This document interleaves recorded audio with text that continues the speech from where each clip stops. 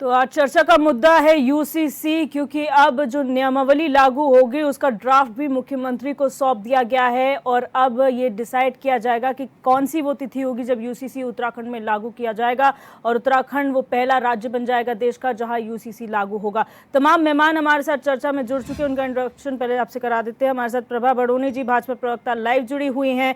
आशीष सैनी जी, वरिष्ठ नेता Congress, phone line पर जुड़े हुए हैं। मीनाक्षी गिल्डियाल जी, यूकेडी प्रवक्ता हैं। और जय सिंह रावत जी, वरिष्ठ पत्रकार, हमारे साथ लाइव जुड़े हुए हैं। आप सभी मेहमानों का इस चर्चा में स्वागत है। जय सिंह रावत जी, यूसीसी एक बार फिर चर्चा में, क्योंकि पहले ड्राफ्ट मुख्यमंत्री को सौंपा गया, अब नियमावली का ड्राफ्ट सौंपा गया और अब चर्चा है कि 9 नवंबर राज्य स्थापना दिवस के मौके पर इसे लागू किया जा सकता है। किस तरीके से आप इस पूरे प्रोसेस को देख रहे हैं? देखिए, जहां तक समान कानून का सवाल है तो वो तो अच्छी बात है, इसमें बुराई कुछ नहीं है।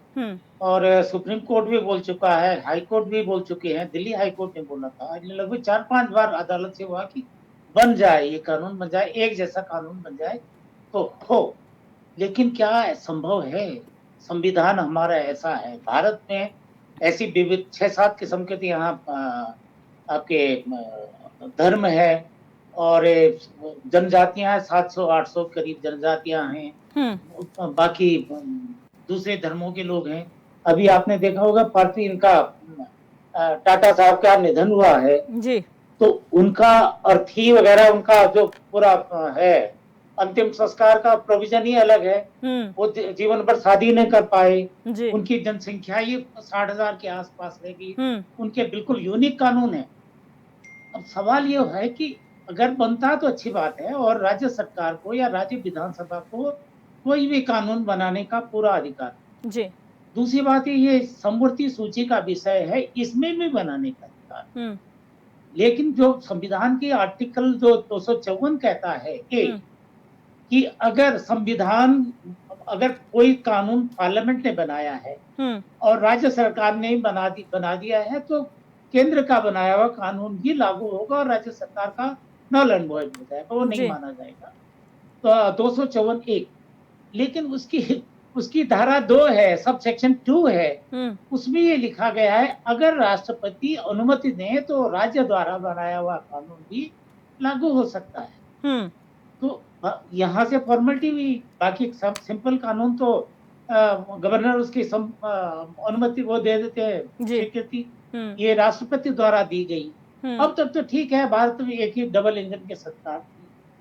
कानून लागू हो भी पाएगा या नहीं हो पाएगा ये वक्त बताएगा, क्योंकि इसमें कई चीजें आ रही हैं। कई चीजें ये आ रही हैं कि एक तो समानता का अधिकार है, जो मौलिक अधिकार है, मौलिक अधिकार को पार्लियामेंट कहते हैं ना, जब 1973 में हुआ था 9 जजों की, अब तक 13 जजों की सबसे बड़ी जो बेंच बैठी थी जी, उसने कहा था कि पार्लियामेंट को अधिकार है, व्यापक अधिकार है, लेकिन असीमित अधिकार नहीं है संविधान को बदलने की। एक जी। दूसरी बात, संसद और संविधान की जो आत्मा है, उसकी spirit of the constitution the parliament can not change, ये है, कर नहीं सकती।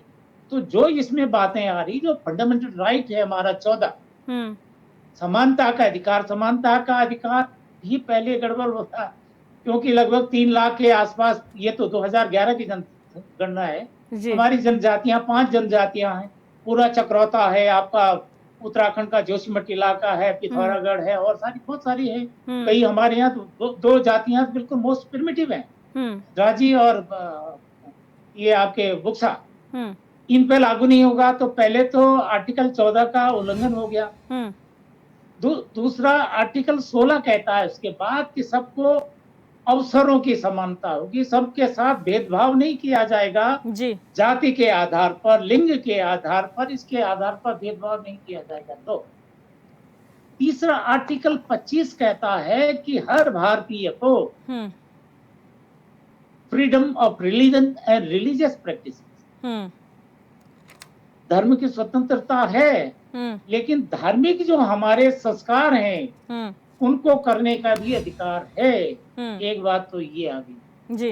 अब दूसरी बात ये जो आ रही है कि जो हिंदू विवाह अधिनियम है 1955 का, उससे पहले एक स्पेशल एक्ट है, मैरिज एक्ट है 1954 का। उसमें तो कोई भी शादी कर सकता है, हिंदू मुसलमान कोई भी कर सकता है। वो पार्लियामेंट ने बनाया। 1936 का आपका ये है मुस्लिम पर्सनल लॉ, वो भी केंद्रीय कानून है। उसके बाद एडॉप्शन एक्ट है 56 का, वो भी पार्लियामेंट ने बनाया है। उसके बाद उसका है इनहेरिटेंस का, उत्तराधिकार का अधिकार है, ये क्या कहते हैं संसद ने बनाया। इतने अधिकार क्या हमारी विधानसभा संसद के बनाए हुए अधिकार खत्म कर देगी और वो कब टिक पाएगा, ये मेरे को शक है। मुझे शक है कि ठीक है लागू हो जाएगा, मुझे कोई आपत्ति नहीं, सरकार ने बनाया ठीक है, सोच के बनाया होगा, लेकिन ये संवैधानिक तौर पर खरे उतरेंगे नहीं उतरेंगे, सवाल तो उसका है। ये और बड़ा एक और चीजें आ रही हैं, एक और चीज आ गई है। अभी कुछ लोग मूल निवास और भू कानून पर आंदोलन कर रहे हैं। ये एक्ट कहता है, इसकी धारा 3 का ड और ड में निवासी की परिभाषा दी गई है, और उसका डी का चौथा सेक्शन है, वो कहता है जो व्यक्ति 1 साल से उत्तराखंड में रह रहा है वो उत्तराखंड का निवासी है, उस पर ये लागू हो जाएगा। कहा था आप 1950 की मांग कर बात हो रही है, बिल्कुल। तो क्या यहाँ के लोग इसको एक्सेप्ट करें? क्या देखिए, मुसलमानों को निशाना बनाया गया है, वो तो मुझे मालूम है, उनको तो ऐतराज होना ही है जी, लेकिन यहाँ के हिंदुओं को भी लागू होगा, उन्हें भी ये लगेगा, इस पर विवाद होंगे। बिल्कुल। पता नहीं क्या नियमावली बनाए, मैंने देखी नहीं नियमावली, मैं उसके बारे में नहीं। ठीक है, उस पर भी चर्चा करेंगे। मीनाक्षी गिल-दयाल जी, बहुत डिटेल में जयसिंह रावत जी ने इसके तमाम कॉन्सेप्ट बताया है, पूरा संविधान एक तरीके से ब्रीफ कर दिया है उन्होंने, क्या क्या क्लॉज में डिफिकल्टी आ सकती है, और लास्ट में उन्होंने आपकी मुंह की बात शायद छीन ली, भू कानून मूल निवास, जिसको कॉन्ट्रडिक्ट करता हुआ ये यूसीसी नजर आ रहा है। आज नियमावली का ड्राफ्ट सौंपा गया है, आप लोग कैसे देख रहे हैं इसे? देखिए दिव्य दर्शन जी, सबसे पहले तो मुझे ये लगता है कि कोई भी कानून जब आता है तो एटलीस्ट कुछ बुद्धिजीवी वर्ग को एटलीस्ट पता होना चाहिए कि इस कानून के अंदर क्या है, क्योंकि आप राज्य के लिए एक कानून लेके आ रहे हैं। सबसे पहले हम चले जाते हैं कि इस राज्य के बनने की परिकल्पना पे चले जाते हैं कि ये एक राज्य जब बना था उस समय कई ऐसे मुद्दे थे जो सॉल्व होने चाहिए थे। उस समय ये भू कानून का सॉल्व होना चाहिए था, उस समय राजधानी का इशू जो है वो सॉल्व होना चाहिए था, परिसंपत्तियों का बंटवारा सॉल्व होना चाहिए था। तो ये चीजें मैं क्यों गिनवा रही हूँ, क्योंकि ये 24 साल की प्रायोरिटी थी इस राज्य की, जो अब तक सॉल्व हो जाने चाहिए थे मुद्दे। यही कारण था कि आज की तारीख में युवा जो है, जो यहाँ का मूल निवासी है, वो अपने अधिकारों का हनन पा रहा है। उसे समझ आ रहा है कि जब एम्स जैसा मेडिकल संस्थान बनता है तो वहाँ पे राजस्थान से लोग आते हैं, जब डाक विभाग की नौकरियों की बात आती है तो वहाँ पे हरियाणा से युवक आ रहे हैं। तो यहाँ का जो युवक था, यहाँ के जो लोग थे, जो आंदोलनकारी थे, उन्होंने जब लड़ाई लड़ी थी तो वो आखिर किस लिए लड़ी थी? यदि हमें बाहर जाके ही नौकरी करनी थी तो राज्य तो उत्तर प्रदेश में ही ठीक था, लेकिन इसका कारण ये था कि हमें एक अलग हमारी जो बोली भाषा संस्कृति है उसके आधार पे एक राज्य चाहिए था, और यहाँ के राज्यवासियों को उसका लाभ मिलना चाहिए था। लेकिन आज आप जब यूसीसी लेके आ रहे हो, जब आप कह रहे हो कि हमने वादा किया था कि हम सबसे पहले यूसीसी लेके आएंगे, तो आपको याद दिला दूं कि इससे पहले इन्होंने वादा किया था कि हम भू कानून भी लेके आएंगे। इससे पहले इन्होंने, यदि याद हो तो 100 दिन के अंदर लोकपाल बिल लाने का वादा भी किया था। तो ये सारे वादे आप भूल गए, लेकिन आप यूसीसी लेके आए क्योंकि यूसीसी में लोगों के अंदर बहुत कंफ्यूजन है। अभी लोगों को समझ ही नहीं आ रहा है। जैसे अभी सर ने एक बहुत अच्छा क्लॉज जो डिटेल में बताया था कि 1 ईयर जो है वो निवासी, जो 1 ईयर से यहाँ पे आ रहा है वो भी यहाँ का निवासी कहलाएगा। तो मूल निवास की बात तो खत्म हो गई। मतलब जो हम लोग अपने अधिकारों की बात कर रहे हैं वो तो बिल्कुल खत्म है। अगर ये कानून आ जाता है तो आपका भू कानून भी खत्म हो जाता है, मूल निवास भी खत्म हो जाता है। आप इक्विवेलेंट हो जाते हैं उन लोगों के जो 1 साल पहले यहाँ पे आए हैं। तो फिर उस, क्योंकि आज आप देखोगे ना कि सड़कों पे युवक है, सड़कों पे लोग हैं उत्तराखंड के, क्योंकि उन्हें चाहिए कि आज हमारी भूमि जो बहुत पहले संरक्षित हो जानी चाहिए थी वो आज तक भी संरक्षित नहीं हुई है। भू माफियाओं के हाथ पे पूरी जमीन चली गई है, कृषि भूमि हमारी बिल्कुल खत्म हो गई है, यहाँ की अर्थव्यवस्था बिल्कुल खत्म है, आप शराब के भरोसे यहाँ की अर्थव्यवस्था चला के बैठे हैं। तो इन सब चीजों को लेके आज यहाँ के लोग आक्रोशित हैं। उस आक्रोश को दबाने के लिए आप बहुत जल्दबाजी में यूसीसी लेके आ रहे हैं। आप देखिए कितना जल्दबाजी में इन्होंने यूसीसी का सारा काम किया है, और यूसीसी एक कानून है जिसके प्रोज एंड कॉन्स जो है अभी सर ने डिटेल में बताया है कि अगर ये अभी नहीं भी आता तो मुझे लगता है इतना बड़ा नुकसान इस राज्य का नहीं होना था जितना नुकसान भू कानून और मूल निवास 1950 लागू ना करने के। बिल्कुल।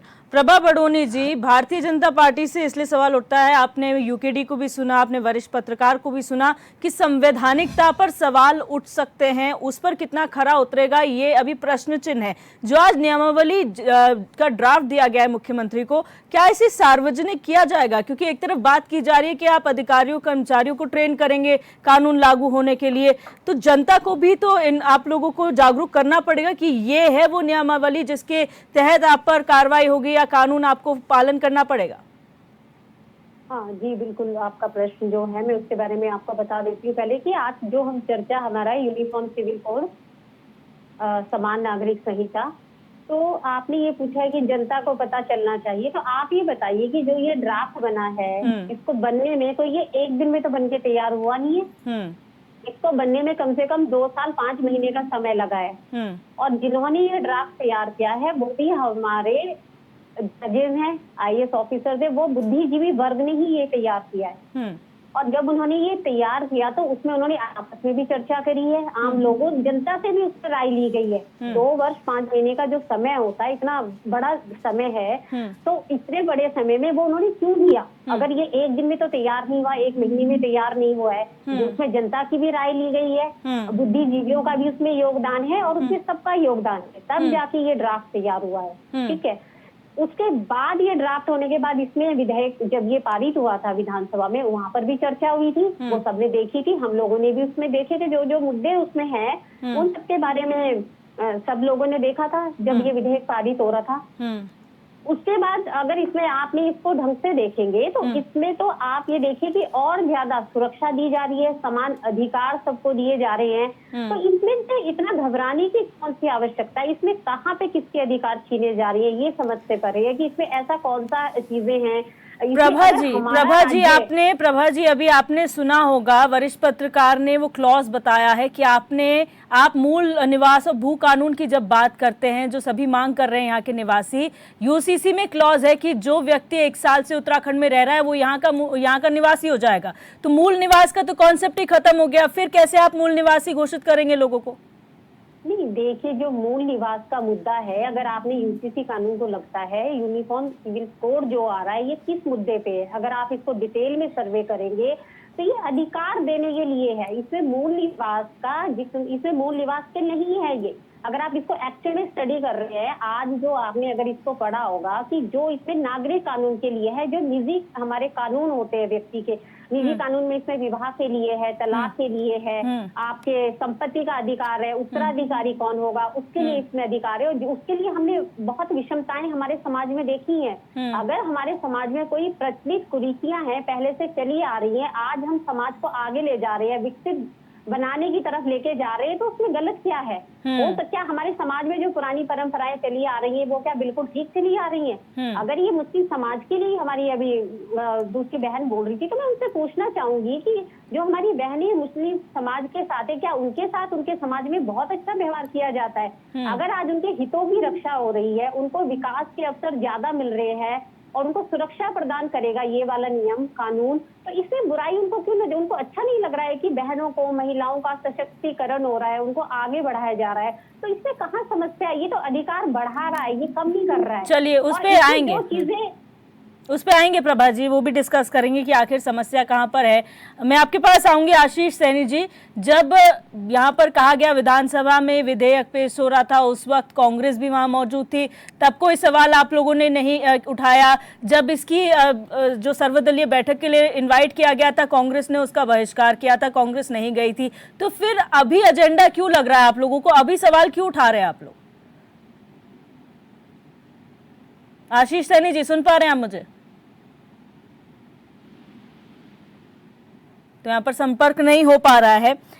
जय सिंह रावत जी, आपने पूरा डिटेल में एक्सप्लेन किया क्या प्रोज एंड कॉन्स हैं, केंद्र के साथ क्या कुछ क्लैशेस हो सकते हैं और कॉन्स्टिट्यूशनल क्या इम्पैक्ट हो सकता है इसका, लेकिन जो अभी प्रभा जी ने कहा उस बात से कितना इत्तेफाक आप रखते हैं कि ये सिर्फ जो निजी राइट्स है लोगों के लिए उसके लिए कानून है ये, और बाकी किसी चीज को नहीं छेड़ता है?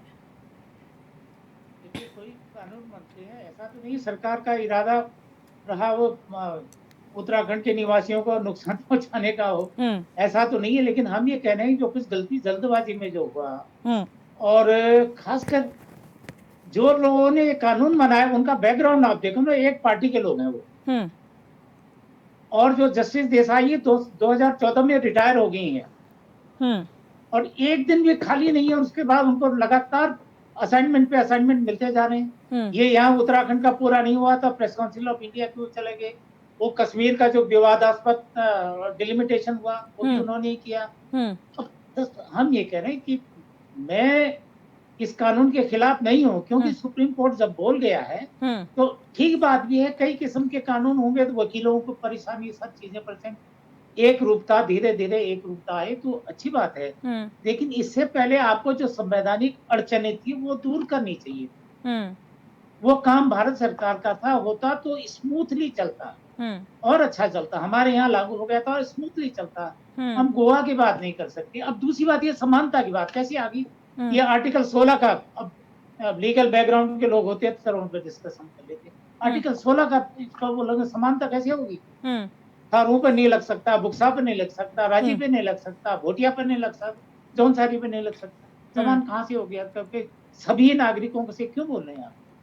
यूनिफाइड कैसे हो गया? एक बात तो सर। दूसरी बात ये है कि जो अभी बात उठी वो ठीक है, इसमें जो 1 साल वाली बात है, तो अब तक क्या है, 1986 बोल रहे ना कि वो एडमिनिस्ट्रेटिव ऑर्डर है कि तब तक का जो है वो यहाँ का स्थायी निवासी माना जाएगा। 1986 जिस पर बाकी आंदोलनकारी विरोध कर रहे हैं वो तो मूल निवासी है। लेकिन ये तो पास है, दिस इज एन एक्ट, ये एडमिनिस्ट्रेटिव ऑर्डर नहीं है। एडमिनिस्ट्रेटिव ऑर्डर रोज बदल सकते हैं, इसको केवल विधानसभा ही बदल सकती है।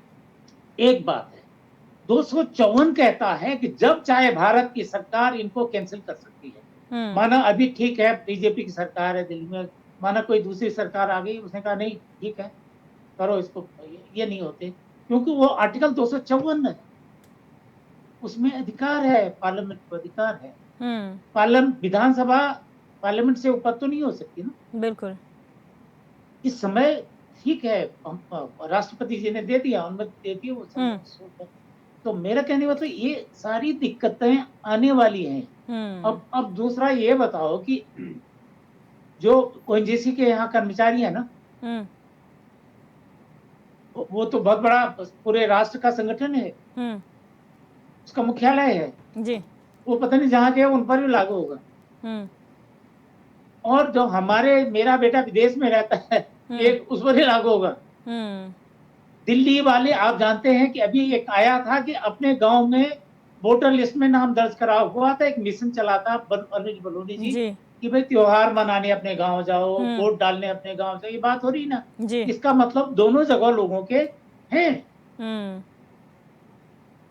आपके हमारी स्पीकर उनका जो है दिल्ली में मकान है, कोठी है, सारा सब कुछ है आरकेपुरम में, लेकिन यहाँ वोटर लिस्ट में नाम है स्पीकर सबका। बिल्कुल ठीक है, यहाँ पर संपर्क टूट गया। आएंगे वापस आपके पास। आशीष सैनी जी, क्या आप मुझे सुन पा रहे हैं? जी, मुझे आ रही है आवाज। जी आशीष सैनी जी, मैं अपना सवाल दोहरा देती हूँ कि कांग्रेस जब शुरुआत में इसका प्रोसेस शुरू हुआ था तब से ही आप लोग सवाल उठा रहे हैं। जब भी मीटिंग्स हुई, विधानसभा में विधेयक पेश हुआ, तब भी कांग्रेस मौजूद थी, तब कोई सवाल नहीं उठा। सर्वदलीय बैठक में आप लोग नहीं गए, आप लोगों ने बहिष्कार किया। तो अब जब पूरा ड्राफ्ट आ चुका है तो अब सवाल क्यों? देखिए, सवाल करने के जो कारण है वो बिल्कुल वाजिब है। मैं सिर्फ 2 बातें कहूंगा और उसके बाद मैं चाहूंगा कि आप सभी मेहमानों से इस बारे में सवाल जरूर पूछें। मेरा ये कहना है कि इस सरकार ने काम किया कि नकली केदारनाथ मंदिर बनाने की कोशिश की थी दिल्ली में। ठीक वैसे ही एक समान नागरिक संहिता जो भारतीय जनता पार्टी के एजेंडे में हमेशा रही है, उसमें एक लोक लुभावन चीज है कि समान नागरिकता। उसमें स्पष्ट रूप से भारतीय जनता पार्टी की आइडियोलॉजी में था कि धार्मिक आधार पर जो विभिन्नताएं हैं उनको समान रूप से किया जाएगा। आप अगर किसी भी विवाह को लेकर इस बात करेंगे तो केवल विवाह पद्धति और तलाक करने की प्रक्रिया यही अलग अलग धर्मों में कुछ अपना भेद रखती है, इसके अलावा कोई भी ऐसा विषय नहीं है। दूसरा बिंदु है कि जिसमें मुस्लिम पुरुषों को एक से अधिक विवाह करने की छूट थी, कुछ मुस्लिम देशों ने भी इसको अवॉइड करने का काम किया है, भारत में इसको अवॉइड किया गया। इसका तो कांग्रेस ने दिल से स्वागत किया है कि आप एक सुधार कानून ला रहे हैं। लेकिन आप ये बताइए कि समान नागरिक संहिता जो भारतीय जनता पार्टी की विचारधारा का हिस्सा था वो कहाँ देखने के लिए मिला? इस कानून में केवल लिव इन रिलेशनशिप को रजिस्ट्रेशन करने का काम उत्तराखंड सरकार करने जा रही है। ये ना तो जनता ने कोई मांग की, ना ही इस मांग का कोई लॉजिक है, और ये प्रैक्टिकली संभव भी नहीं है। आप जब रजिस्ट्रेशन करेंगे तो जो सवाल थे कि मूल निवासी के संबंध में जो आए कि आप राज्य में 1 वर्ष से अधिक रहने वाले व्यक्ति पर इस कानून को लागू करेंगे, यह मानते हुए कि राज्य का निवासी है। लेकिन जब हम मूल अधिकार की मांग करेंगे तब हम 70 साल पुराने जो लोग शिफ्ट हुए हैं उनको भी नागरिक मानने को तैयार नहीं है। इस तरह की दुविधा में ना तो मुख्यमंत्री कोई निवेश ला सकते हैं, न ही राज्य को कोई दिशा मिल सकती है, न ही समानता और समरसता की कोई बात की जा सकती है। राज्य के नागरिकों में जिस प्रकार से भेद किया जा रहा है, यह सरकार की मानसिकता कि लोग आपस में लड़े और ये अपनी रोटियां सेक सके। समान नागरिकता कानून न तो शिक्षा के विषय में लाया गया, न ही स्वास्थ्य के विषय में लाया गया, न ही विभिन्न तरह की सामाजिक और धार्मिक मान्यताओं को मानने वालों के बीच में लाया गया है। यह केवल एक कहावत है कि मतलब चले थे हरि भजन को होटल लगे कपास, यानी आपने एक ऐसे समान नागरिक कानून की बात की जिसमें सबकी सहमति थी, सबका सम्मान था, लेकिन लास्ट में आप लिव इन रिलेशनशिप रजिस्ट्रेशन करके और मुस्लिम पुरुषों को रोककर शादी से एक से अधिक विवाह से रोकने के लिए। लेकिन अगर आप सर्वे ऑफ इंडिया के डाटा पे जाएंगे तो हिंदू और मुस्लिम जो एक से अधिक शादी करते हैं उसका प्रतिशत देखेंगे तो हिंदुओं में ज्यादा मिलेगा, जबकि हिंदू धर्म में ऐसी व्यवस्था नहीं है। लेकिन ऐसा हो रहा है, उत्तराखंड राज्य में भी इसके बहुत उदाहरण है। लेकिन कानून बनाने के लिए आपने सिर्फ दिखाने के लिए पूरे देश में कि हमने समान नागरिक संहिता कानून बनाया है, केवल उसको दिखाने के लिए एक पोस्टर है, अखबार की न्यूज है। इसके अलावा इस कानून को ये 70 बार लागू कर दे, इसमें ना तो किसी का हित हो रहा है ना किसी का अहित हो रहा है। बिल्कुल, ये सरकार बिल्कुल दिशाहीन है। ऐसे उलझुल कदम उठाकर केवल हंसी का पात्र बन रही है। और विपक्ष के होने के नाते हमारी जिम्मेदारी है कि उलझुल कानूनों का, बिल्कुल तुगलकी फरमानों का विरोध भी करें और इस सरकार को अच्छे कामों में साथ भी दें। ठीक है। सरकार चार धाम यात्रा पर बात नहीं कर रही, शिक्षा पर बात नहीं कर रही, सुरक्षा पर बात नहीं कर रही, महिला सुरक्षा को लेकर तमाम दिक्कतें आ रही हैं, उस पर बात नहीं करती। पुलिस की संख्या कम है, पर्यटक की पुलिस की अलग से आवश्यकता है, तो उन पर कोई बात नहीं हो रही। ये समान नागरिकता का झुंझुना लेकर ही घूम रहे हैं। और 9 नवंबर की तारीख इन्होंने चुनी। 9 नवंबर का दिन एक खुशी का दिन था जब उत्तराखंड राज्य स्थापित हुआ, और ये उस 9 नवंबर की तारीख को कलंकित करने जा रही है सरकार। अभी सिर्फ कहा जा रहा है, अभी सिर्फ कयास है सर, अभी कोई फाइनल डेट नहीं है, ऐसा माना जा रहा है। नहीं, ये माना जा रहा है, ये देश चला रहे हैं, तो इसका मतलब इसको कलंकित कर रहे हैं ना। ये आज कीचड़ उछालने की कोशिश कर रहे हैं, कीचड़ गिरेगा या नहीं गिरेगा ये बात की बात है। आपने अपनी कोशिश की, अपनी बेशर्मी का प्रदर्शन किया, और आपने एक उल जुलूल कानून जिसका कोई सिर पैर नहीं है, जिससे कोई फर्क नहीं पड़ता, उसको ला रहे हैं। आप सीधा सीधा एक कानून लाइए कि यदि उत्तराखंड की किसी महिला के साथ डोमेस्टिक वायलेंस होगा, उसके साथ तलाक होगा या कोई भी मुद्दा होगा, तो सरकार उसको ये आर्थिक और कानूनी सहायता देने जा रही है। ये महत्वपूर्ण मुद्दा है, लेकिन आप करने क्या जा रहे हैं? ठीक है, वो भी बात करेंगे। मीनाक्षी गिल्डियाल जी, आप लोग हमेशा कहते हैं कि मांगा किसने था यूसीसी, हम तो मूल निवास भू कानून मांग रहे थे, लेकिन बीजेपी तो लगातार कह रही है कि हमने अपना जो शपथ पत्र जारी किया था, दृष्टि पत्र जारी किया था 2022 चुनाव से पहले, उसमें हमारा यूसीसी था, हम उसी को जो है आज पूरा करने जा रहे हैं, और वो जनता की मांग थी। तो फिर ऐसे कैसे हो रहा है, कॉन्ट्रडिक्शन क्यों है कि बीजेपी कह रही जनता मांग रही है, आप लोग कह रहे जनता मांग ही नहीं रही है? देखिए दिव्यदर्शनी जी, जिसकी लाठी उसकी भैंस। अब हम उत्तराखंड राज्य में देख ही रहे हैं कि सत्ता जो है वो भाजपा की है और बहुमत की सरकार है, तो वो जो चाहेंगे वो करेंगे। दूसरी चीज ये है कि असल में जो जनता मांग रही है वो सड़कों पे नजर आ रहा है। जब 2018 में भू कानून में संशोधन हुआ था, उसी समय के बाद से जनता लगातार कह रही है कि हमें हमारी जमीनों को संरक्षण चाहिए, हमें एक इस राज्य में सख्त भू कानून चाहिए। इसके लिए आप देखोगे लगातार सड़कों में आंदोलन भी हो रहे हैं। तो या तो हम इसको झूठ समझें, या तो हम वोट करने की जो प्रक्रिया हो रही है उसको झूठ समझें। समझें, क्योंकि इनके दृष्टि पत्र में सिर्फ एक यूसीसी तो नहीं था ना, दृष्टि पत्र में तो बहुत सारी चीजें थी, लेकिन आपने दृष्टि पत्र यूसीसी में आपने 2-2.5 साल समय भी बर्बाद किया और इतना धन भी बर्बाद किया, जबकि इस राज्य की जो जरूरतें हैं वो कुछ और हैं, वो हम सभी देख रहे हैं। दूसरी चीज, एक और जो इम्पोर्टेंट बात आई थी कि महिला सशक्तिकरण पे भाजपा प्रवक्ता कह रही थी कि मुझे क्या प्रॉब्लम है। दरअसल मुझे प्रॉब्लम नहीं होती अगर वाकई में महिला सशक्तिकरण की बात हो रही होती।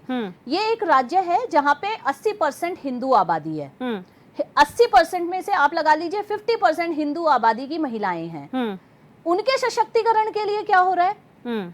अगर हम देखें कि 24 वर्ष पहले जब ये राज्य बना था तो तब से लेके आज तक हर गोष्ठी में ये कहा जाता है कि महिलाओं के बल पे ये राज्य बना, महिलाओं के संघर्षों पे ये राज्य बना, और उन्हीं महिलाओं की आज स्थिति देख लीजिए क्या है। क्या वो कहीं पे भी आगे हैं? आप पहाड़ पे जो महिलाएं हैं उनका आपने कोई आर्थिक तौर पे उनका डेवलपमेंट किया?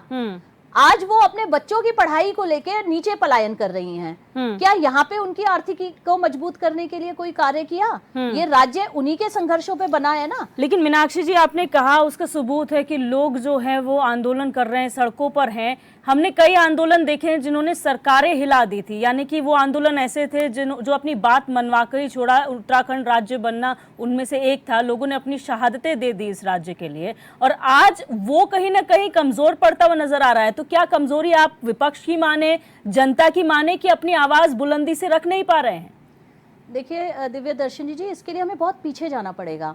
जब हम राज्य की बनाने की बात कर रहे थे ना, उस समय भी बहुत टाइम से ये राज्य बनाने की जो मांग चल रही थी वो काफी टाइम, कई वर्षों पहले से चली आ रही थी। 1994 में जब इस तरह का एक रामपुर तिराहा कांड जो हुआ था, इस तरह का जब एक कांड हुआ था तो पूरे उत्तराखंड में एक उबाल आया था। आप देखेंगे उसके भी 6 वर्षों के बाद ये राज्य बना, 8 वर्षों बाद ये राज्य बना। तो आप ये देखिए कि जो संघर्ष है वो लंबा ही चलता है। अगर हम आज की तारीख में जो सड़कों पे मूल निवास और भू कानून के हटने से जो नुकसान हम लोगों को महसूस हो रहा है, हम लोग आज सड़कों पे हैं, हो सकता है कि ये संघर्ष भी समय लगाए। एक और इम्पोर्टेंट बात मैं कहूंगी कि उत्तराखंड के जो लोग हैं वो इतने एग्रेसिव नहीं हैं। आप देखो 42 शहादतें देने के बाद, इतनी माँ बहनों की अस्मत लुटी जाने के बाद भी आप देखेंगे कि उत्तराखंड के लोगों ने पलट कर कोई इस तरह का सरकार को नुकसान नहीं किया, कोई राज्य को नुकसान नहीं किया, देश को नुकसान नहीं किया।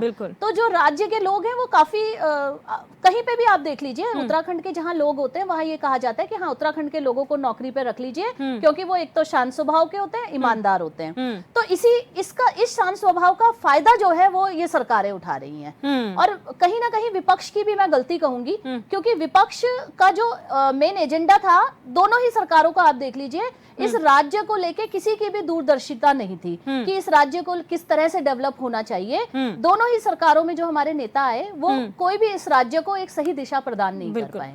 प्रभा बडोनी जी, आपने अपने वक्तव्य में कहा कि हम क्या दिक्कत है विपक्ष को जब हम इतनी सारी चीजें कर रहे हैं, और जिन्होंने भी एक ड्राफ्ट बनाया है वो समझदार लोग हैं और पढ़े लिखे लोग हैं। मैम, जब भी कोई पॉलिसी बनती है, पॉलिसी में प्रॉब्लम नहीं होती है, लेकिन इम्प्लीमेंटेशन के टाइम पे पता नहीं होता है कि कौन सा फ्लॉ कहाँ पर आए और क्या चैलेंजेस आप लोगों को फेस करने पड़े। उनमें से कुछ चैलेंजेस जो है वरिष्ठ पत्रकार जयसिंह रावत जी ने बताए हैं, तो उसको लेकर क्या आप कहेंगी? और जैसे कि वरिष्ठ नेता कांग्रेस ने भी सवाल उठाए हैं कि आप अगर मुस्लिम समुदाय की बात करते तो हिंदू समुदाय में भी डुअल मैरिजेस हो रहे हैं, उसका सबूत है आज की डेट में। जी, आप ठीक है, ये इम्प्लीमेंटेशन वाली जो बात है, तो पहले तो मैं अपने साथियों से कहूंगी, अपने विपक्ष से, कि उनको इस बात की चिंता करने की जरूरत नहीं है ये कैसे इम्प्लीमेंटेशन होगा। अगर हम विधेयक ड्राफ्ट बन सकता है, उसकी नियमावली बन सकती है, सब बना है, तो इम्प्लीमेंट भी हो जाएगा, उसकी भी पूरी तैयारी कर ली है। और शायद इनको मैं एक चीज की और जानकारी दे देती हूँ कि ये जो नियम कानून बने हैं, नए कानून में जो आएंगे, उसके लिए एक आपका ऑनलाइन ऐप की भी व्यवस्था की गई है और पोर्टल भी इसके लिए जारी किया जाएगा। मतलब आपको कहीं भटकना नहीं पड़ेगा। जो आपकी समस्याएं हैं आप ऑनलाइन उसमें रजिस्टर करवा सकते हैं, वहां से आपको पूरी इंफॉर्मेशन मिल जाएगी, उस फॉर्म को आप भर सकते हैं। तो इससे तो बल्कि मैं कहूँगी जो जन समस्याएं वो इजीली और ज्यादा सॉल्व हो जाएंगी। ये तो आप आने वाले वक्त में देखिएगा जब इम्प्लीमेंट ये होगा। और जिसको सुरक्षा चाहिए और विकास के लिए तो ये ऑनलाइन माध्यम से आप उसमें अपने आप को रजिस्टर कर पाएंगे। और आज मुख्यमंत्री अभी ये कैबिनेट में इसको अंतिम रूप देना बाकी है, तो कैबिनेट में भी आज इसको रख दिया गया है, फाइनल होना है, अंतिम रूप दिया जाएगा। हमारे माननीय मुख्यमंत्री जी ने आज ही प्रेस कॉन्फ्रेंस में कहा है, अभी भी हम इसमें देखेंगे अगर उनको कहीं पर जब इतनी तैयारियों से इतनी देख रेख के बाद ये बना है, हमारा ड्राफ्ट तैयार किया गया है और ये नियमावली कानून बनने जा रहा है, फिर भी अगर उनको कहीं पे लगेगा सुधार है तो उसका भी स्वागत है। उसमें ऐसा नहीं है कि हम ये कह रहे हैं कि अभी सुधार के लिए सारे रास्ते बंद हो गए हैं। सुधार की गुंजाइश होनी चाहिए और जनता के लिए ये कानून बना है, जनता को देखकर बनाया गया है, उन्हीं के लिए है ये। लेकिन तो प्रभा जी जब हम समान जी प्रभा जी जब हम समान नागरिक की बात करते हैं, समान नागरिक कानून की बात करते हैं, तो हम कुछ लोगों को छोड़ क्यों दे रहे हैं? जो जनजातियां हैं यहाँ की, उनको एक्सक्लूड क्यों किया गया है? अगर एक्सक्लूड किया गया है तो फिर नागरिक समानता कहाँ से हुई? ये बड़ा सवाल था। देखिए, मैं आपको एक चीज ये बता दूं कि जो हमारी जनजातियां, पहले उनकी परसेंटेज देख लीजिए। दूसरा, अगर आप देखेंगे तो सबसे ज्यादा जो कानून आप ये देखिए कि आपका इसमें जो हम ये कहेंगे नागरिक कानून हमारे आते हैं, जहाँ पे हमारे लोगों को बहुत ज्यादा अभी इसमें समस्याएं आती है, कोर्ट में भी इतने केस चलते हैं, तो वो सबसे ज्यादा आप बता दिए कि कहाँ पर सबसे ज्यादा समस्याएं आती है। हिंदू मैरिज एक्ट आपके पास है, आपके पास ये मुस्लिम पर्सनल लॉ एक्ट है, तो इसके तहत आप ये देखिए कि महिलाओं को सबसे ज्यादा परेशानियां हमारे को यहीं पर देखने को मिलती हैं। तो जब ये समस्याएं सामने आती हैं, अभी इसमें लिव इन रिलेशनशिप का ये बात कर रहे थे, तो उसमें ये बताइए कि अगर उसमें आपको पहचान बतानी पड़ रही है, आपको अपना आधार कार्ड देना पड़ रहा है, तो यही तो दिक्कत आ रही है, और किसको क्या दिक्कत है? तो ये चीजें तो आप बताइए कि हम तो और वेरिफिकेशन कर रहे हैं लोगों का कि जिससे उत्तराखंड में सुरक्षा, यहाँ के जो लोग हैं उनको भी सुरक्षा मिलेगी, जो यहाँ पर आएंगे उनकी वजह से भी किसी को परेशानी ना हो। तो ये तो लोगों को सेफ्टी प्रोवाइड करने वाला कानून है। प्रभा जी, लेकिन क्या लिव इन रिलेशनशिप को यूसीसी में ऐड ऑन कर देना हमारी संस्कृति के खिलाफ नहीं है? जिस संस्कृति की बात की जाती है, वेस्टर्नाइजेशन का हम लोग विरोध करते हैं, ऐसे में आपको लगता है कोई भी पेरेंट, कोई भी फैमिली अपने बच्चे को रजिस्टर्ड लिव इन रिलेशनशिप में रहने की इजाजत देगा? तो आप अगर इसको देखेंगे तो इससे तो ये घटनाएं कम हो जाएंगी। हमारी संस्कृति में ये चीज नहीं है, ये पाश्चात्य संस्कृति में हम भी यही बोल रहे हैं। लेकिन अगर हमारे सुप्रीम कोर्ट ने जहां पर भी ये है इसको वैध करार दिया है, तो अभी आपको पता होगा पिछले दिनों एक ऐसा ही केस गया था सुप्रीम कोर्ट में नैनीताल में। उसमें ये हुआ था कि उन लोगों ने अपने लिए सुरक्षा मांगी थी जो उसमें हमारे व्यस्त रहते थे, तो सुप्रीम कोर्ट ने ये कहा था अगर आप रजिस्टर्ड होंगे, पहले अपने आप को रजिस्टर करवाइए, तब पुलिस को कहा गया था कि इनको सुरक्षा दीजिए। यहाँ पे बात ये आती है कि इसको बढ़ावा नहीं दिया जा रहा है। रजिस्ट्रेशन से क्या होगा, ये चीजें कम हो जाएंगी लोगों में। जो हमारी पाश्चात्य संस्कृति हम पर हावी होने की कोशिश कर रही है उसमें गिरावट आएगी। तो इसलिए इस कानून से तो बल्कि वो चीजें कम हो जाएंगी, ये समझने की इसमें यहाँ पर ज्यादा जरूरत है। और दूसरा मैं कहूँगी लैंगिक समानता इससे आएगी। आज हमारे बेटा बेटी में आप देखिए कि अगर हम प्राचीन जो मतलब ये प्राचीन जो पद्धति पे चलते रहेंगे कि हाँ उत्तराधिकारी हमारा बेटा ही होगा, क्या हमारी बेटियां उत्तराधिकारी नहीं बन सकती है संपत्ति में? वो तो आप ऑलरेडी दे चुके हैं ना मैडम, वो तो आप उत्तराखंड में दे चुके हैं पहले कि अब लड़की का भी समान अधिकार होगा। उसके लिए यूसीसी लाने की क्या जरूरत है?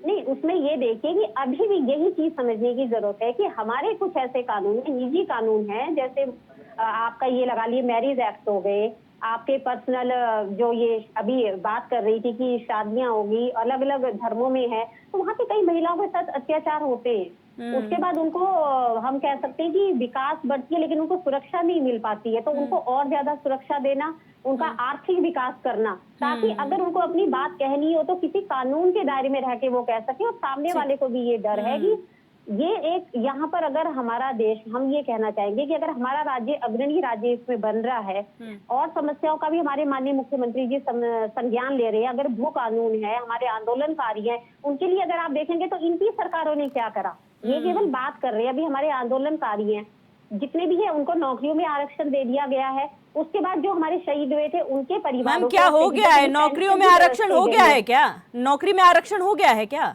जी, आपने भी मुख्यमंत्री जी ने अब अक्टूबर में ही ये पारित किया है कि जो आंदोलनकारी है उनके लिए नौकरियों में आरक्षण अभी दिया जा रहा है।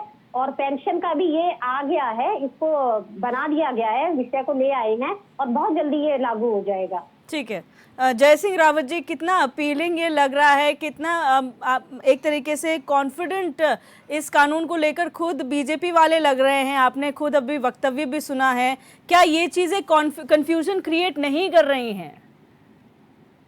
देखिए, तो उनको अपनी बात डिफेंड करनी ही है और उनका पक्ष भी ठीक है, उन्होंने भी जो सोचा होगा। लेकिन एक अभी बात जो आई कांग्रेस का रोल की आई, देखिए जब डिबेट हो रही थी तो प्रीतम सिंह के अलावा, प्रीतम सिंह जी ने सबसे अच्छी डिबेट की वहां विधानसभा में, जबकि उनका इलाका छोड़ा हुआ था इसके बावजूद प्रीतम सिंह ने बहुत एक स्टेट्समैन की तरह डिबेट की और एक एक बिंदु पर, जिन पे मैं भी कर रहा हूँ, जिन पर और बिंदुओं पर डिबेट की। बाकी कांग्रेसी तमाशा देख रहे थे, कुछ नहीं किए उन्होंने। मतलब इतना बड़ा बात हो रही थी, कोई वो पढ़ के आए नहीं, समझ के आया नहीं। ऐसी ये स्थिति थी कांग्रेस के विधायकों की और वेरी सैड। अब मैं ये कह रहा हूँ कि कानून तो आप करो ना, लागू कर दो, कर देंगे, लेकिन ये टिक पाएगा क्या? अदालत में टिक पाएगा क्या? संसद के बनाए हुए सारे कानून आप खत्म कर रहे हैं। आपको एक बार इसलिए मिल गई क्योंकि राष्ट्रपति मिलनी थी केंद्र में, आपकी सरकार वो मिल गई, लेकिन क्या वो आगे चल पाएगी? लेकिन जय सिंह रावत जी सर, मेरी एक छोटी सी क्वेरी है इसमें कि सुप्रीम कोर्ट ने, तमाम हाई कोर्ट्स ने कहा है कि राज्य सरकार अपना यूसीसी बना सकती है, लेकिन उसके बाद आपने तमाम कॉन्स्टिट्यूशनल राइट्स का। राज्य सरकार किसने बोला? किसने बोला? स्टेट का मतलब क्या होता है अंग्रेजी में? स्टेट का मतलब राज्य सरकार नहीं होती। जो कॉन्स्टिट्यूशन में स्टेट लिखा हुआ है उसका मतलब भारत का स्टेट है। स्टेट का मतलब authority of India, authority of the country, उसको स्टेट बोलते हैं। दूसरी बात यह है कि ये गोवा में इसलिए हुआ, अब बार बार कहते हैं साहब गोवा में लागू, अरे गोवा में तो 1867-68 से लागू था वो, और 1962 में जब गोवा का अधिग्रहण किया भारत सरकार ने, गोवा को भारत में जब मिलाया गया, पुर्तगालियों को भगाया गया वहां से, उसके बाद उसके प्रशासन के लिए कैसे होगा? तो एक एक्ट बना, Goa and Daman Diu administration act 1962। उसमें तो उसकी धारा 5-6 कुछ ऐसी है, उसने कहा जो कानून वहां बने आ रहे हैं उनको न छेड़ा जाए। तो ये कानून भी संसद ने बनाया था ना वहां के लिए। गोवा कब बना राज्य? 86 में, कितने में? 86 में पूर्ण राज्य तब तो बना उसने। ये एक तो एक्ट क्या कहते हैं, पार्लियामेंट ने 1962 में एक्सेप्ट कर लिया था। और वहां का कानून मानेंगे तो गड़बड़ हो जाएगा। माना अगर महिला के बेटा नहीं हो रहा है या जल्दी उसके बच्चा नहीं हुआ तो तलाक,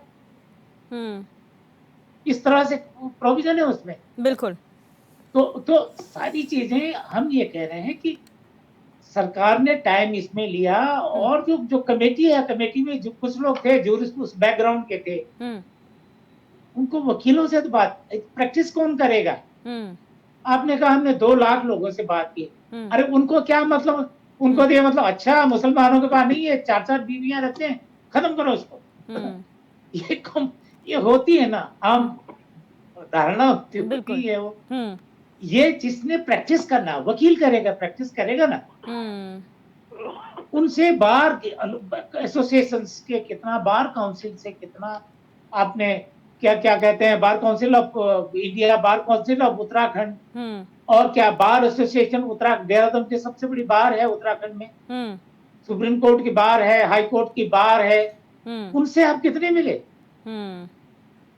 आपने सरकार का 5 करोड़ सरकार ने खर्च किया, सरकार का इरादा तो एक क्षेत्र, एक कानून, तो ठीक है, तो बुराई क्या है? लेकिन अब जानकार थे तो आपने तो समझा, अरे जिनके पॉलिटिकल हित, इस तरह से आप काम करते रहे।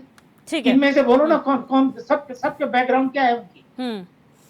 आशीष सैनी जी, कोई इंडिपेंडेंट सोच वाला था इसमें, इस कमेटी में? ठीक है यार, नहीं करते आप, चलो, लेकिन अब वकीलों से तो पूछते जिन्होंने कानून का करना है, जिन्होंने। बहरहाल मैं तो ये, भैया आप देखेंगे क्या होता, कैसा होगा, आने वाला समय देखा जाएगा। बिल्कुल। आशीष सैनी जी, आपको आपका जवाब मिला। प्रभा बड़ूनी जी ने जो कहा है, आप इम्प्लीमेंटेशन की चिंता मत करिए, अगर नियम बन चुके हैं, अगर ड्राफ्ट बन चुका है तो इम्प्लीमेंट भी कैसे होगा वो भी देख लिया जाएगा। देखिए, भारतीय जनता पार्टी की प्रवक्ता महोदया प्रभा बडूनी जी के विषय में मैं सिर्फ इतना कहूंगा कि मुख्यमंत्री ने जो लक्ष्यदार बातें इन्हें कही है, उसका स्वेटर बुनते बुनते पता नहीं कहाँ निकल गई। इन्होंने कोई एक जवाब नहीं दिया। ये खुद भी अभी कंफ्यूज है। अभी इनको ये भी खुद भी समझ में नहीं आ पा रहा कि कानून लाया किस लिए गया है, किस अपराध को या किस घटना को कंट्रोल करने के लिए लाया गया है। उसका जवाब इनके पास नहीं है। न ही इसमें कोई चीज समानता वाली बात है। समान नागरिक संहिता कानून जो बीजेपी अपने भाषणों में या आरएसएस के जो भाषणों में चर्चाओं में था, वो केवल ये था कि विवाह करने की जो अलग अलग पद्धति है उस पर नियंत्रण लाया जाए और सिविल मैरिज एक्ट को लागू करे। सिविल मैरिज एक्ट में मैं आपको बता दूं, एक साधारण विवाह जैसे हम हिंदू रीति के अनुसार, मुस्लिम रीति के अनुसार या सिख धर्म के अनुसार अपने करते हैं या क्रिश्चियंस के साथ, तो उसको हमें सिविल मैरिज में रजिस्ट्रेशन कराना पड़ेगा। यानी सभी विवाह कोर्ट में जाकर मैरिज होगी, वही रजिस्टर्ड होंगे, अदरवाइज वो रजिस्टर्ड नहीं माने जाएंगे। पहली चीज।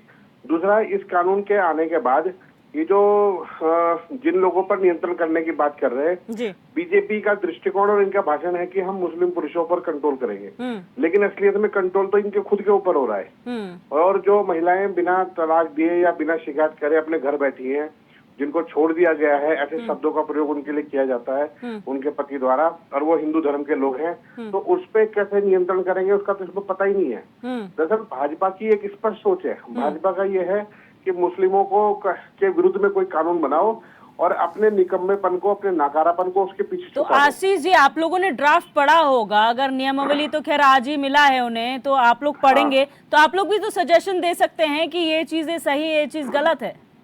नहीं, मैं तो अंत में और प्रारंभ में एक ही बात कह चुका हूँ कि इस ड्राफ्ट में कुछ है ही नहीं। इस कानून में कुछ है ही नहीं, कोई प्रभावित नहीं हो रहा इससे, किसी को फर्क नहीं पड़ रहा। केवल एकमात्र फर्क पड़ेगा कि उत्तराखंड के रहने वाले जो मुस्लिम समुदाय के लोग हैं, यदि वो एक से अधिक विवाह करने की इच्छा शरीयत कानून के अनुसार या अपने धार्मिक मान्यता के अनुसार करना चाहेंगे, तो उत्तराखंड की सरकार उसे प्रतिबंधित करेगी इस कानून के आधार पे। इसके अलावा इसमें एकमात्र परिवर्तन कोई भी नहीं होने जा रहा है। कोई लिव इन जोड़ा अपने आप को रजिस्टर्ड करने नहीं जा रहा है, और कोई भी रजिस्टर्ड करने का मतलब सिर्फ ये है कि आप जैसे कोई अनुबंध कर ले, और जो विवाह है ये भी सामाजिक अनुबंध है जिसे सामाजिक स्वीकार्यता प्राप्त है, लेकिन लिव इन रिलेशनशिप को सामाजिक स्वीकार्यता नहीं है। कानूनी स्वीकार्यता में केवल माननीय सुप्रीम कोर्ट द्वारा ये कहा गया कि यदि कोई महिला और पुरुष एक साथ लिव इन रिलेशनशिप में पति पत्नी के रूप में रहते हैं, तो जो कानून पति पत्नी के मामले में लागू है, चाहे वो डोमेस्टिक वायलेंस का हो, खर्चे का हो, चाहे तलाक का हो, या संबंध विच्छेद ही कहा जा सकता है उसे, तो वो सारे कानून इसमें उस दृष्टि से लागू होते हैं, पहले से ही होंगे। अब ये इन्होंने ये पता नहीं कहाँ पहुंच जाती हैं, कभी इधर की कभी उधर की, इनका कोई तालमेल नहीं बैठ रहा इनके बयान का। इन्होंने कहीं कहीं खिचड़ी पका दी। मुख्यमंत्री के लक्ष्यदार भाषणों में जो इन्होंने स्वेटर बुनाया वो किसी के नहीं आ रहा है। किसमें तालमेल है आप मुझे बताइए। आपको यूनिफॉर्म सिविल कोड का आपने अभी तक कौन सा बिंदु इसका टच किया है, आप मुझे ये बताइए। मुझे आप ही बता दीजिए ना, कौन सा बिंदु, कौन सी ऐसी अपराध या घटना है जिसको आप इस कानून से रोकना चाह रहे हैं, जो मैंने बताया इन दोनों के अलावा। नहीं, आपकी जो सोच है मैडम प्लीज मेरा रिक्वेस्ट है आपसे, आप एक सरकार चलाने वाली पार्टी की बड़ी नेता हैं। मेरा एक निवेदन है कि आप सिर्फ यानी मुस्लिम पुरुषों को शादी करने से रोकना और लिव इन को रजिस्ट्रेशन करना, इसके अलावा किस बिंदु पर आप बात कर रहे हैं? मुस्लिमों के खिलाफ है, ये किसी के खिलाफ नहीं है। देखिए, ये धर्मनिरपेक्ष देश है और धर्मनिरपेक्षता में अगर सबको समान अधिकार दिए जा रहे हैं, चाहे वो किसी भी धर्म की महिलाएं हैं। जानना चाह रहा हूँ कि आप कौन सा समान अधिकार देना चाहते हैं, मैं जानना चाह रहा हूँ, प्लीज मुझे बताइए आप। देखिए, इस कानून की कौन सी लाइन में, कौन से पेज पे कौन सी लाइन लिखी हुई है जिसमें आप कहते हैं कि ये लाइन कहती है कि ये आपको पता है अभी तक जितने भी आपराधिक कानून होते हैं जो कोर्ट में जाते हैं, उसके लिए तो समान अधिकार से सबको दंड दिया जाता है, लेकिन जो निजी कानून होते हैं, इस कानून में कौन सा, अरे आप फिर स्वेटर बुनने लग गई। मैं आपसे केवल ये पूछ रहा हूँ कि इस कानून में जो दो बात मैंने उल्लेख की है, उसके अलावा किस बात का उल्लेख किया है? आप ये देखिए, नहीं तो सबसे पहले तो आप ये देखिए कि जो लैंगिक समानता है, क्या वो लीगली आप कह रही है तो मिल चुकी है? तो क्या इसमें लैंगिक समानता की बात की गई है या नहीं की गई? आप बताइए, चलिए आप बताइए कहाँ लिखा है लैंगिक समानता की बात? आप कह रहे हो मिल चुकी है, आप बताइए ना कहाँ पर लिखा है? ठीक है, नहीं, आप इस कानून के ड्राफ्ट में बताइए ना किस पेज की किस लाइन पे लैंगिक समानता की बात की गई है, आर्थिक समानता की बात। अभी समझने में यूसीसी बहुत डिटेल्ड ड्राफ्ट है, बहुत ही डिटेल्ड कानून है, शायद इसे समझने में सभी को समय लगेगा, बहुत टेक्निकल इश्यू है। ये डिटेल ड्राफ्ट इनके हाथ में है। जब इनको कोई एक लाइन मिल जाएगी तब ये कानून की तारीफ करें, मुझे भी अच्छा लगेगा। ठीक है। लेकिन फिलहाल इस ड्राफ्ट में कुछ नहीं है, कूड़ा भरा है। वही कानून जो पहले से लागू है उन्हीं का गुलदस्ता बनाकर दोबारा से रख दिया है। बस एक नीचे से एक छोटी सी पर्ची लगा दी, ठीक है, आप उसी दोनों को को लेकर ये रोक नाच रहे हैं। फाइनल कमेंट के, ठीक है, मैं फाइनल कमेंट की ओर जाऊंगी। मीनाक्षी कानून गिल्डियाल में जी, जो मुस्लिम फाइनल विरोध का कमेंट मैं संविधान आपसे लूंगी है, और ये भी उसके जानना अलावा चाहूंगी कुछ आप कुछ बोलना चाह रही थी प्रभा बड़ोनी जी की बात पर। ठीक है जी, इन्होंने जो बात की थी कि पाश्चात्य संस्कृति जो है इससे रुकेगी लिव इन रिलेशन के रजिस्ट्रेशन से, तो इसमें एक बात एक्सप्लेन करना चाहूंगी कि कभी एक टाइम होता था जब कोर्ट मैरिज भी एप्लीकेबल नहीं होती थी, लेकिन फिर क्या किया गया कि अगर वैसे किसी भी तरह शादी होती है तो कोर्ट में रजिस्टर करना जरूरी हो गया था, तो कोर्ट मैरिज भी एक्सेप्टेबल हुआ। उसके बाद आप देखेंगे कि अभी क्या किया गया है, लिव इन को आप लीगलाइज्ड कर रहे हैं। अगर आप उसको उसमें उसके बाद जो होने वाला बच्चा है उसको भी आप सारे बेनिफिट्स दे रहे हैं, सारे अधिकार दे रहे हैं, तो आप एक तरह से मैरिज, रजिस्टर्ड मैरिज ही तो कर रहे हैं। ये लिव इन नाम देके आप रजिस्टर्ड मैरिज को, दरअसल लिव इन जो नाम है इसको आप बढ़ा रहे हैं। उसके बाद आप पाश्चात्य संस्कृति को रोकने की जो बात कर रहे हैं, आप राजपुर रोड पे चले जाइए जहां रात भर वहां बार क्लब चलते हैं, जहां वहां शराब के ठेके खुले हुए हैं। आप क्या ये सब पाश्चात्य संस्कृति को बढ़ावा नहीं दे रहा है? इन सब चीजों पे भी गौर कीजिए। और एक बहुत ही इंपॉर्टेंट बात जो आई थी कि लैंगिक समानता की बात, अगर लैंगिक समानता का सबसे पहले तो इन्हें अर्थ एक्सप्लेन करना चाहिए कि लैंगिक समानता का अर्थ क्या है। क्या रात को 12 बजे तक कोई पुरुष किसी सुनसान क्षेत्र से आराम से जा सकता है? क्या महिला उस क्षेत्र से आराम से जा सकती है? नहीं जा सकती। अगर कोई ऐसी, आप देखिए लैंगिक समानता इसको नहीं कहते कि अगर पुरुष शराब पी रहा है तो महिला भी शराब पिए, ये लैंगिक समानता नहीं है। दरअसल लैंगिक समानता की बजाय लैंगिक संवेदनशीलता की बात इनको करनी पड़ेगी। बिल्कुल, महिलाओं को उस तरह का वातावरण प्रोवाइड करना पड़ेगा कि उनका डेवलपमेंट हो। सिर्फ कानून बनाने से ये जो फालतू के कानून ये बना रहे हैं, समय बर्बाद कर रहे हैं, उनसे लैंगिक समानता और लैंगिक संवेदनशीलता नहीं आएगी। बिल्कुल। आप सभी मेहमानों को इस चर्चा में जुड़ने के लिए बहुत बहुत शुक्रिया। आज हमने चर्चा की, यूसीसी को लेकर एक प्रेस कॉन्फ्रेंस हुई और मुख्यमंत्री की तरफ से ये बताया गया है कि आज उन्हें जो है एक ड्राफ्ट मिल चुका है, नियमावली का ड्राफ्ट मिला है। अब इस ड्राफ्ट में क्या कुछ है आने वाला वक्त बताएगा, लेकिन काफ़ी टेक्निकलिटीज़ इसमें अब भी बाकी हैं। किस तरीके से ये इम्प्लीमेंट होंगी, लोगों को इससे कैसे जागरूक किया जाएगा और कैसे अधिकारियों और कर्मचारियों को ट्रेन किया जाएगा इसके प्रॉपर इम्प्लीमेंटेशन के लिए, और कब इसे लागू किया जाता है और कब उत्तराखंड पहला प्रदेश बनता है यूसीसी लागू करने वाला। अब बहरहाल क्वेश्चन आवर में मेरे साथ बस इतना ही। आप देखते रहिए HNN 24/7, जुनून सच दिखाने का।